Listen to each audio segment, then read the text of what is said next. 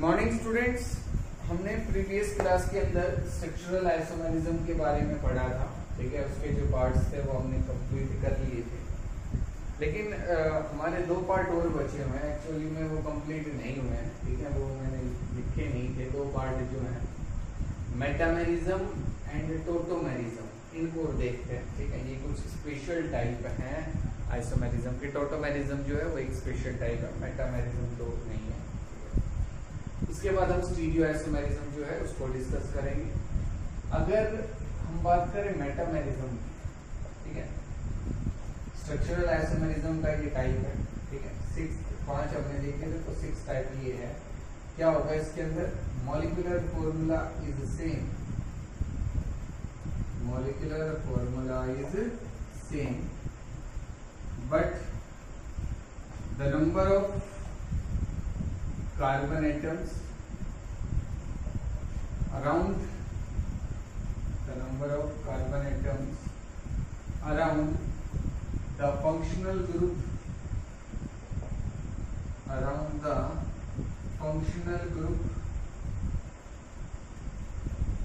are different। कि जो carbon atoms का जो नंबर होगा वो फंक्शनल ग्रुप के अराउंड अलग अलग है। फॉर एग्जाम्पल, बिल्कुल सिंपल है कि आपके पास है CH3 CH2 CH2O CH3। Next, अगर इसी का मैं एक आइसोमर ड्रा करूं तो वो ये भी हो सकता है। Number of carbon atom same है दोनों के अंदर, लेकिन हम देख रहे हैं कि ऑक्सीजन जो है ये ईथर है। क्या ये ईथर? ये भी ईथर है। तो यहाँ ऑक्सीजन के दोनों तरफ अगर हम देखें तो यहाँ तो 3 कार्बन है और यहाँ 1 कार्बन है। यहाँ अगर देखें तो 2-2 कार्बन है दोनों तरफ। तो मॉलिक्यूलर फॉर्मूला तो सेम है, but number of carbon atoms around the functional group is different. वो क्या है?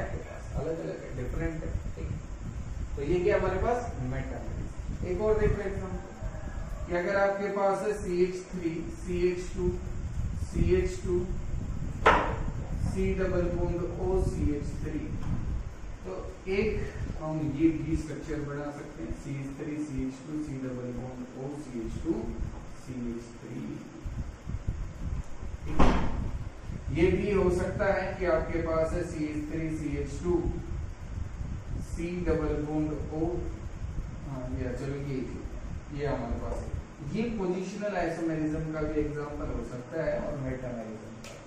कि आपके पास जो फंक्शनल ग्रुप है C double bond O, ketone जो ग्रुप है, इसके दोनों तरफ अगर हम देखें तो यहाँ 1 कार्बन है, यहाँ 1 है, यहाँ दोनों तरफ 2-2 कार्बन है, तो अलग हो गए तो मेटामेरिज्म। अब ये पोजिशनल का भी हो सकता है कि अगर इसकी नेमिंग हम करेंगे तो इसमें जो फंक्शनल ग्रुप है वो सेकंड पोजीशन पे आ रहा है, और यहाँ अगर हम नेमिंग करेंगे तो ये किसमें आएगा? कौन सी पोजीशन पे आएगा? 3rd पोजीशन पे आएगा। ठीक है, तो फंक्शनल पोजिशनल आइसोमेरिज्म और मेटामेरिज्म दोनों का ये एग्जांपल हो सकता है। ठीक है, और ये ईथर वाला ये जो आपके पास है ये मेटामेरिज्म का एग्जांपल, इसका एग्जांपल है मेटामेरिज्म। ठीक है, अब नेक्स्ट हम पढ़ेंगे टोटोमेरिज्म। क्या होता है टोटोमेरिज्म, उसको देखते हैं। नेक्स्ट अगर हम देखें टोटोमेरिज्म को, तो टोटोमेरिज्म क्या होगा? Molecular formula is same but the position of hydrogen atom gets changed. इसको कीटोइनोल फॉर्म भी बोला जाता है। क्या बोला जाता है? कीटोइनोल फॉर्म या कीटोइनोल आइसोमेरिज्म। ठीक है, कि जो कीटोनिक फॉर्म और जो इनोल फॉर्म है वो एक दूसरे में इंटरकन्वर्टेबल। क्या होती है? इंटरकन्वर्टेबल। ठीक है, कैसे होगी?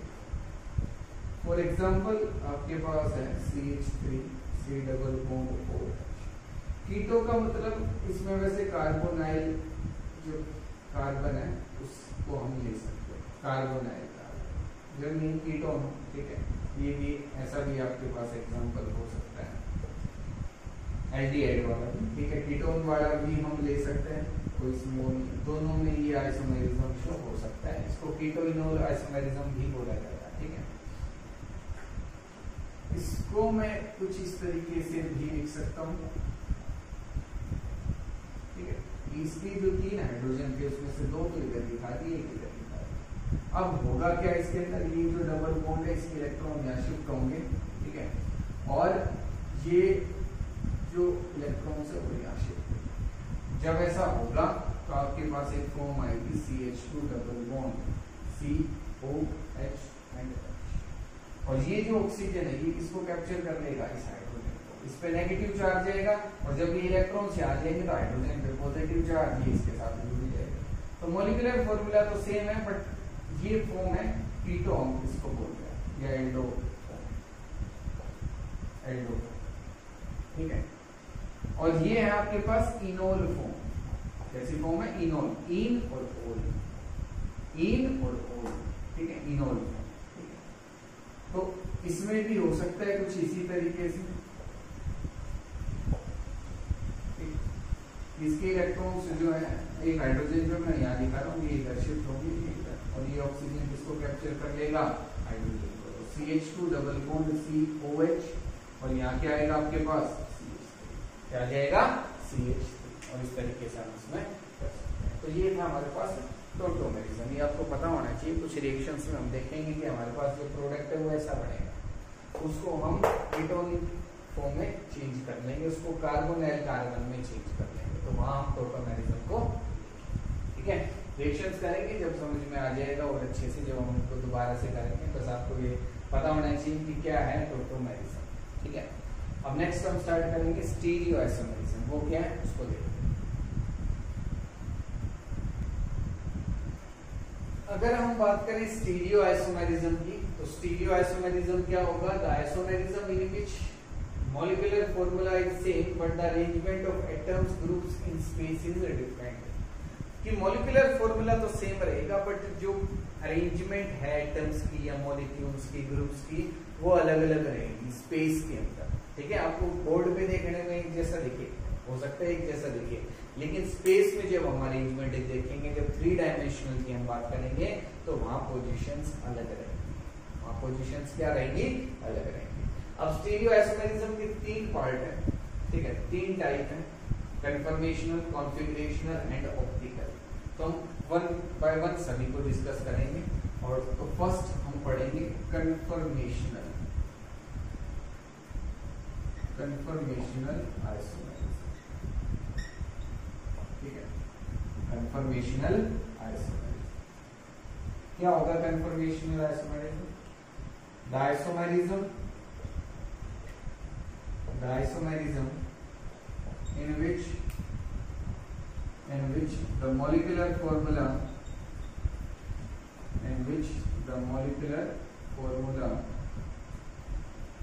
is the same but the position of atoms or groups around carbon single bond is different,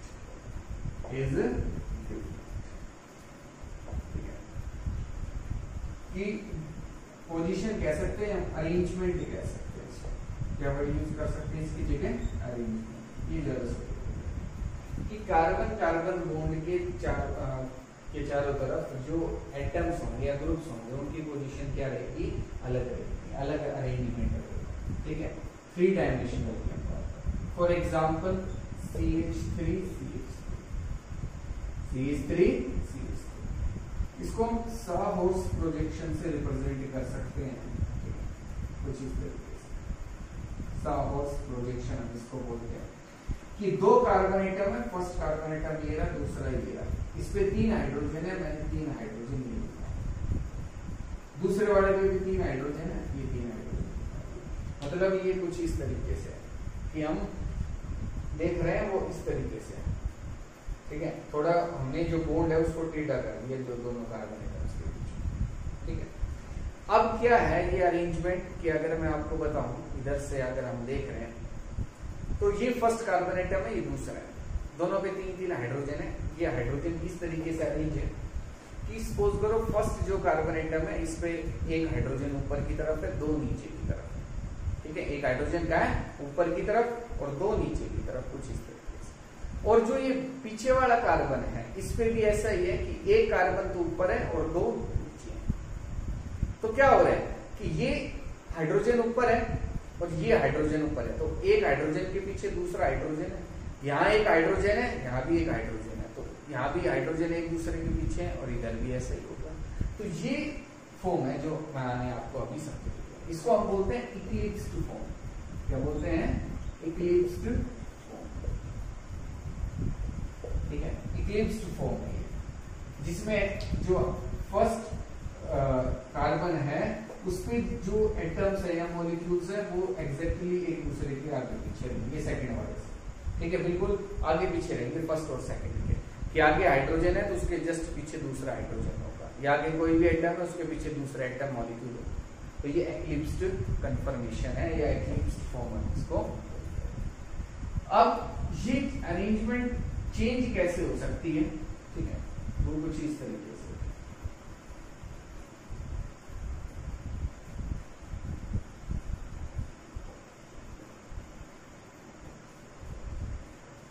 ये फॉर्म क्या है, मैंने क्या किया कि ये जो दो कार्बन एटम्स हैं इसमें फर्स्ट कार्बन पे हाइड्रोजन किस तरीके से, एक हाइड्रोजन, दूसरा और ये तीसरा, पहला दूसरा और तीसरा।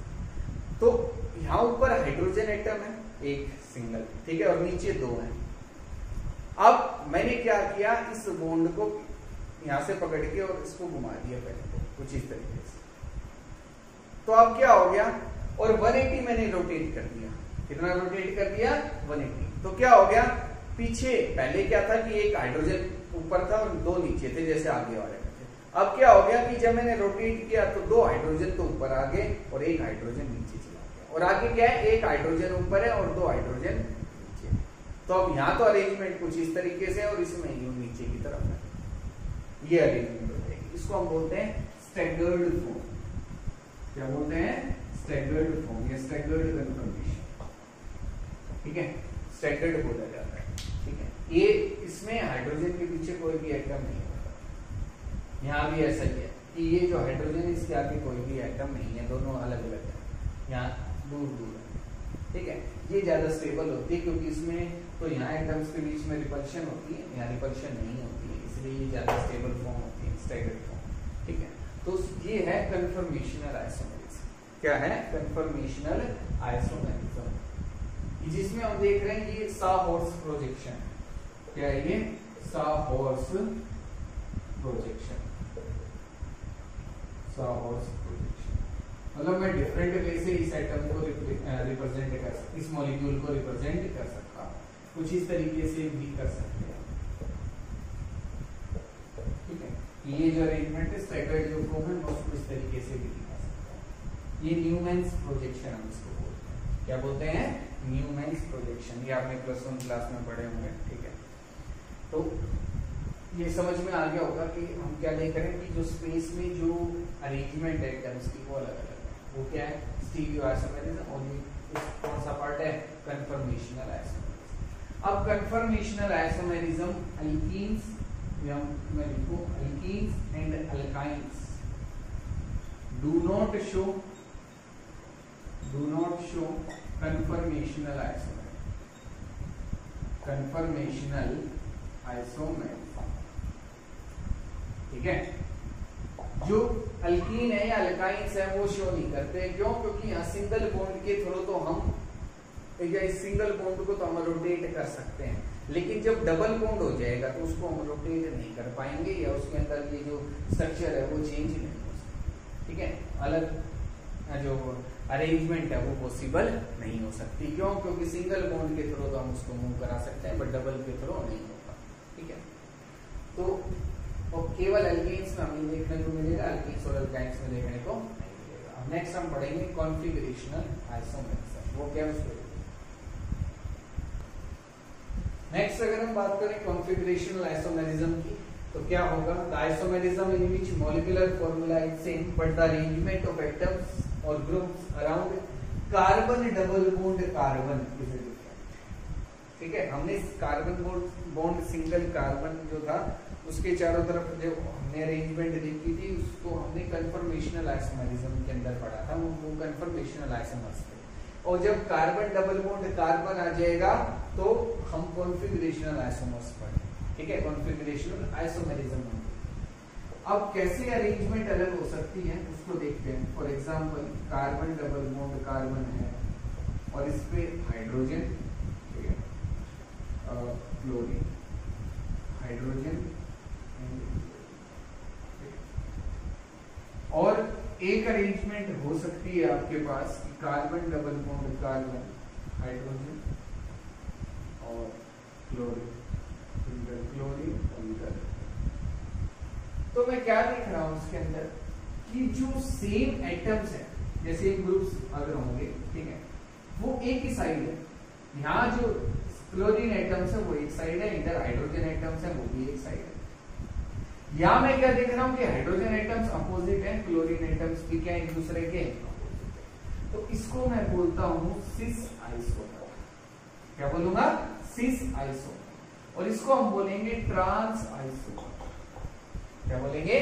ट्रांस, जिसमें एटम्स और groups are on opposite side, are on opposite side, जिसमें एटम्स या जो ग्रुप्स होंगे वो अपोजिट साइड रहेंगे। एटम्स और groups are on same side, are on same side. वो क्या होंगे? सिस, और वो क्या होंगे? ट्रांस। ठीक है, समझ में आ गया होगा। और एग्जांपल देखते हैं कि सिस और ट्रांस आइसोमर जो है वो कैसे हम देख सकते हैं कि ये तो हमारे पास हो गए कि जब एटम्स सेम है कि दो एटम्स ये भी सेम हाइड्रोजन की और दो क्लोरीन के, अगर ये अलग अलग हो जाए कि एक तरफ मेरे पास है हाइड्रोजन, इधर है क्लोरीन, इधर है ब्रोमीन और इधर है क्लोरीन। और एक अरेंजमेंट अब इसकी इस तरीके से हो सकती है कि इधर हाइड्रोजन, इधर क्लोरीन, इधर ब्रोमीन और इधर क्लोरीन। तो ये भी क्या होगा? सिस, और ये क्या हो जाएगा? ट्रांस। ये क्या होगा? सिस, और वो क्या होगा? ट्रांस। क्यों? क्योंकि क्लोरीन एटम्स यहाँ तो सेम साइड है, वहां क्या हो गया? Opposite side. अब ये चाहे अपोजिट हो या ना हो उसका कोई मतलब नहीं, क्योंकि ये तो क्या है? अलग अलग। ठीक है, तो ये सिस आइसोमर, वो ट्रांस आइसोमर। और देखो, और अगर हमारे पास ग्रुप अगर चेंज हो जाते, ठीक है, कि ये तो था मेरे पास कि जब दो ग्रुप सेम है या दो एटम्स मेरे पास क्या है? सेम है। अगर सारे ही अलग अलग हो जाए तो ये हाइड्रोजन, क्लोरीन, ब्रोमीन और आयोडीन, हाइड्रोजन, क्लोरीन, ब्रोमीन और आयोडीन। तो अब कैसे हम करेंगे कि इसमें कैसे बताएंगे कि सिस क्या होगा, ट्रांस क्या होगा? क्यों? क्योंकि एक पोजीशन तो ये भी हो सकती है, एक अरेंजमेंट तो हम कुछ इस तरीके से भी रिप्रेजेंट कर सकते हैं। इसमें क्या था कि हाइड्रोजन के आगे क्या था? आयोडीन। अब हाइड्रोजन के अपोजिट क्या हो गया? ब्रोमीन हो गया। क्लोरीन के अपोजिट ब्रोमीन था, अब क्लोरीन के अपोजिट क्या हो गया? आयोडीन हो गया। तो जो अरेंजमेंट है वो तो अलग हो गई, अरेंजमेंट तो क्या हो गई? अलग हो गई। तो अब इसको हम सिस और ट्रांस की फॉर्म में नहीं रिप्रेजेंट करेंगे, ठीक है, इसको हम ई और जेड आइसोमर की फॉर्म में बताएंगे कि ई होगा या जेड होगा। अब ये कैसे होगा उसको देखते हैं। तो जब हमारे पास डिफरेंट ग्रुप्स होंगे, एटम्स होंगे सारे, ठीक है, तो उसमें हम कैसे बताएंगे कि वो सिस है, ट्रांस है? तो हम यहाँ सिस ट्रांस की जगह जस्ट ई और जेड आइसोमर्स का यूज करेंगे या फॉर्म्स का को रिप्रेजेंट करेंगे, ठीक है। सिस और ट्रांस की तरह ही ये है, ठीक है, कि इसमें जहां सिस में बताते थे कि सेम साइड है तो सिस और अपोजिट साइड है तो ट्रांस, तो यहाँ भी हम कुछ ऐसा ही देखेंगे, लेकिन हम इनको देखेंगे कि वो सेम है या कौन से ग्रुप्स हैं जो अपोजिट है, उनको हम देखते हैं, ठीक है।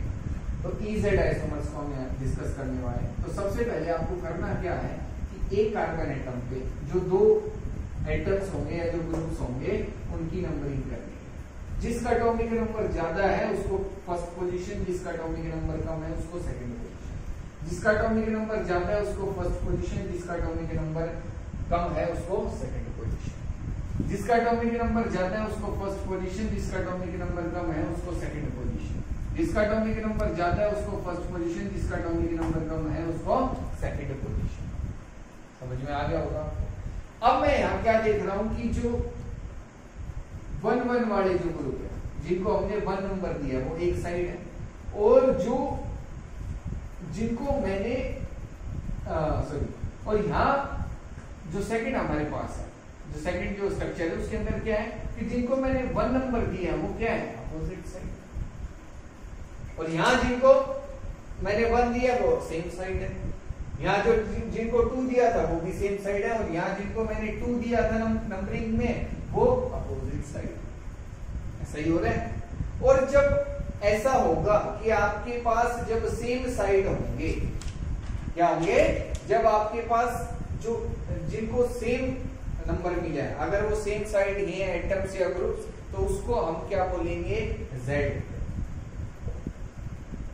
फॉर्म। क्या बोलेंगे जेड फॉर्म या जेड आइसोमर। क्या बोलेंगे जेड आइसोमर। और जिनमें हम देख रहे हैं कि same side sorry opposite side है, जिनको वो ग्रुप्स जिनको हमने फर्स्ट नंबर दिया है या सेकंड नंबर दिया है या सेम नंबर है, तो उनको हम बोलेंगे ई आइसोमर्स। क्या बोलेंगे ई आइसोमर्स। ठीक है। तो सबसे पहले आपको करना क्या है, नंबरिंग करनी है। जिसका एटॉमिक नंबर ज्यादा है उसको पहले और जिसका कम है उसको दूसरा। ठीक है। और जब जिनको आपने 1 नंबर दिया है या जिनको 2 नंबर दिया वो एक ही साइड है, ये भी एक साइड है, ये भी एक साइड है, तो वो जेड होगा। अगर अपोजिट साइड होगे तो ई आइसोमर। अगर अपोजिट साइड होगे तो ई आइसोमर। ठीक है। और देखो एग्जांपल और कैसे हो सकता है। नेक्स्ट एग्जांपल अगर हम देखें तो हमारे पास है C डबल बॉन्ड C। ठीक है। और इस पे एक CHO ग्रुप लगा है, एक COH ग्रुप लगा हुआ है। यहाँ OH ग्रुप है, यहाँ OCH ग्रुप है। ठीक है। तो अब हम क्या करेंगे, अब हमें ये देखना है किसको हमें फर्स्ट पोजीशन दे। तो यहाँ देख रहे हैं दोनों का एटॉमिक नंबर तो सेम है, कार्बन कार्बन ही, तो किसको फर्स्ट पोजीशन दे। अब मैं फर्स्ट पोजीशन इसको दूंगा और सेकंड पोजीशन इसको दे रहा हूँ। क्यों? क्योंकि यहाँ 2 ऑक्सीजन एटम्स हैं। यहाँ कितने ऑक्सीजन एटम है? एक। तो कौन सा हैवियर होगा? ठीक है। किसको हम ज्यादा प्रेफरेंस देंगे, जिसमें एटॉमिक नंबर ज्यादा रहेंगे या जो ज्यादा हैवियर रहेगा, तो ये हैवियर ग्रुप है। ठीक है। या हम कह सकते हैं इसमें एटॉमिक नंबर क्या है ज्यादा रहेगा, क्योंकि यहाँ हाइड्रोजन 1 है, यहाँ 2 ऑक्सीजन है, यहाँ 1 ही ऑक्सीजन है। हाइड्रोजन तो चलो सेम है, लेकिन यहाँ 1 ऑक्सीजन है, यहाँ 2 ऑक्सीजन है, तो ये बड़ा ग्रुप है, इसको ज्यादा प्रेफरेंस दी जाएगी, इसको फर्स्ट नंबर, इसको सेकंड। ठीक है। यहाँ अगर हम देखें तो दोनों ऑक्सीजन से अटैच्ड है। कार्बन, ये जो कार्बन है इसने अपने दोनों बॉन्ड ऑक्सीजन के साथ बना रखे, लेकिन ये ऑक्सीजन किसके साथ अटैच है? हाइड्रोजन के साथ। और ये किसके साथ अटैच होगा? कार्बन के साथ। इसके साथ अटैच है, ये कार्बन के साथ अटैच है। तो कौन सा इसमें से बड़ा होगा? हाइड्रोजन और कार्बन में से कार्बन, तो इसको फर्स्ट पोजीशन और इसको सेकंड। अब देख लो कि सेम साइड है यहाँ अपोजिट, तो ये तो सेम साइड है दोनों, तो ये कौन सा हो जाएगा? Z isomer. कौन सा हो जाएगा? जेड। तो आप ई और जेड आइसोमर्स भी बता सकते हो। ये किसके अंदर आ रहे हैं? सब कॉन्फिगरेशनल आइसोमेरिज्म के अंदर, जहां हम कार्बन डबल बॉन्ड कार्बन के दोनों तरफ क्या देखेंगे? अरेंजमेंट देखेंगे एटम्स की या ग्रुप्स की, वो कैसे अरेंज। ठीक है। जिसमें हम सिस और ट्रांस और ई और जेड आइसोमर्स बता सकते हैं। अब मैं कुछ एग्जांपल लिख रहा हूं जिसमें से आपको ये बताना है कि वो ई का एग्जांपल है या जेड का एग्जांपल। ठीक है। तो वो है कुछ ये।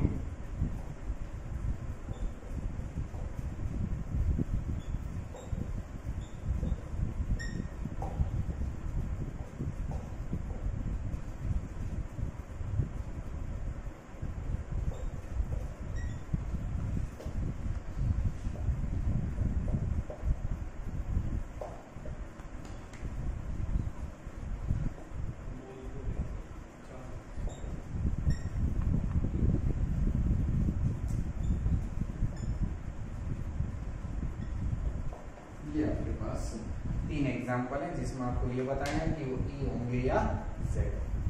ठीक है। तो ये कर लेना। अगर कोई भी डाउट रहे इस टॉपिक में तो मेरे से पूछ लेना। ठीक है।